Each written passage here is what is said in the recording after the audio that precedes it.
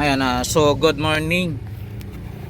Ayan, meron ulit tayong Mitsubishi na L200 4D56 engine. Ayan, so bali yung content natin about pa rin doon sa OBD port location ano. Ayan, so ano to? Ayan yung ano niya, yung mukha niya ano. Ayan, so Mitsubishi L200 na 2015 year model ito. So 2015, 16, 17, ayan.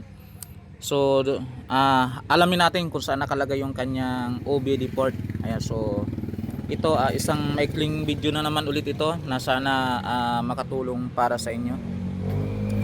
Ayan, so itong OBD port na to mga kabrum-brum, so ginagamit lang ito sa tuwing makakakita tayo ng ano ng check engine ano doon sa panel board niya no, sa ganito. Ayan, sa tuwing nakakakita tayo ng kakaiba diyan na lumalabas na ilaw, so nag-i-indicate yun, kailangan talaga no ng ano ng scanner. So yung mga lumalabas ngayon ng mga sasakyan, karamihan po electronics no. So ito ang ginagamit dito, OBD, yung pang ano, yung pang scan. Ayan, so ito silipin na natin ano.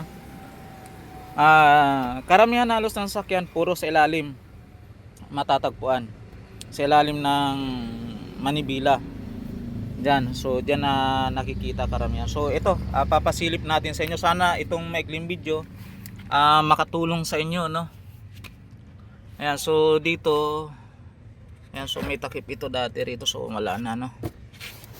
Ayan, kasi dyan mo makikita yung takip nung ano, yung sa box. Ayan, so dito sa ilalim, yan, sa may tatlong pedal na yan, clutch, brake at saka accelerator. Ayan, so nandito sa banda. Ayan na, ito siya. Ito yung kabitan ng OBD port ng Mitsubishi L200 na 2015, 16, 17 ano, nandito banda. Ayan, so nasa ilalim siya ng ano, nasa ilalim siya nito.